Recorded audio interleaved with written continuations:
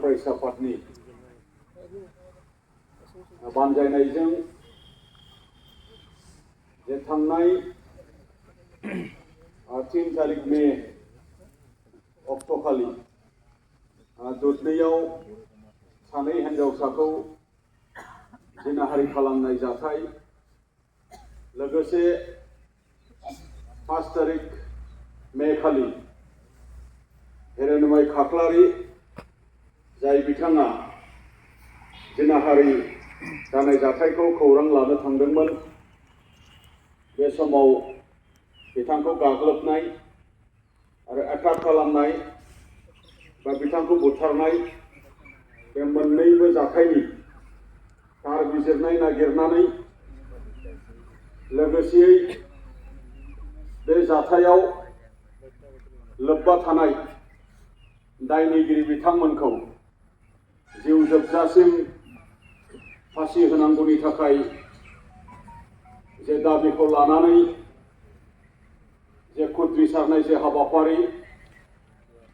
लोगोसे बे जाथायखौ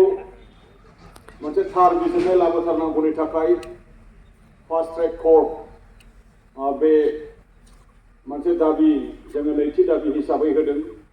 बेखौ लानानै दिनै बानजायनाय बे हाबाफारि आरो बुथारजानाय हिरण्मय खाख्लारि बिथांनिसिम न'खरनिसिम 20 लाख जेनाखि कम्पेनसेसन लोगोसे जिनाहारि खालामजानाय न'खरनि बा सोद्रोमा बिथांमोननिसिम 5 लाख रांखरि कम्पेनसेसन बे होनांगौनि दाबिखौ लानानै दिनै बे मोनाबिलि समाव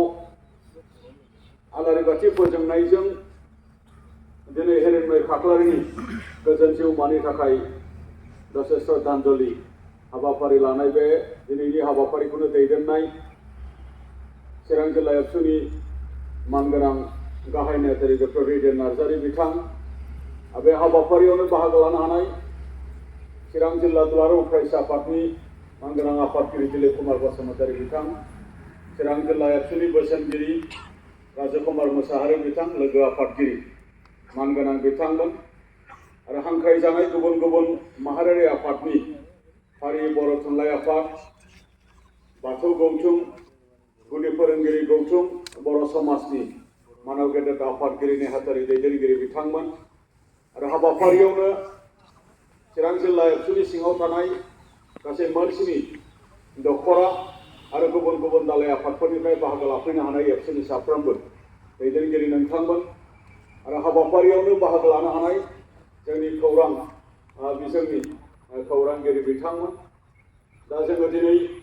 जे जाथाय जालांबाय बे जाथायखौ दुलाराय फरायसा आफादनिफ्राय गोथौयै जोङो दुखु मोननाय फोरमायदों आरो दुखु मोननायजों लोगोसे जोङो निन्दा खालामदों जे बे जाथाया समाजनि थाखाय मुगैथाव जादों आरो बेबायदि जाथायखौ दुलाराय फरायसा आफादा माब्लाबाबो गनायबोआखै आरो बेफोरबायदि जाथायनि मोनसे थार बिजिरनायनि थाखाय दुलाराय फरायसा आफादा थांनाय समफोरावबो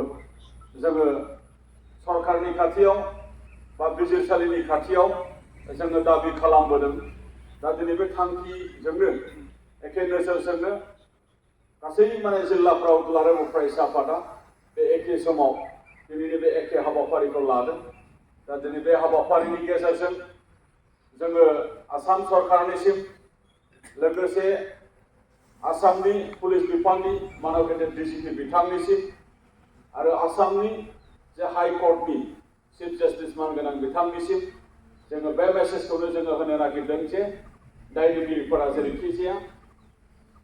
जिउ जोबजासिम साजा मोनथारनांगौ जोंनि बियो 1 नाम्बार दाबि आरो बिथांमोनखौ फास्ट ट्रेक मोनसे कर्टनि गेजेरजों बिसार खालामनांगौ आरो बिथांमोननो जे जोङो कम्पेनसेसन जे दाबि खालामदों बे दाबिखौ जोङो लाखिदों आरो बेबायदि जाथाया जेन इयुनाव जाबाय थानो मोना बेनि थाखाय बिथांमोनखौ गोख्रोंनिफ्राय गोख्रोंसिन आरो राइट टाइमाव डिउ टाइमाव बिथांमोननि जे बिजिरनाय बियो जायो जोङो दिनै बे हाबाफारिनि गेजेरजों जोङो दिनै मिथिहोदों आं गोबां बाथ्रा बुंनो लुबैयाखै दुलाराय फरायसा आफादनिफ्राय गासिबनिसिमबो आङो रोजा रोजा साबायखर बावदों जे फैबाय थानाय समाव जों बेफोरबायदि घटनाया जों जानो हाया बेनि थाखाय जोंनि गोख्रों आफाद आरो गोख्रों दैदेनगिरि बा गोख्रों जोङो गसंथानांगोन बेखौनो लानानै जोङो दिनै बे हाबाफारिखौ जोङो दिनै लादों गोजोन्थों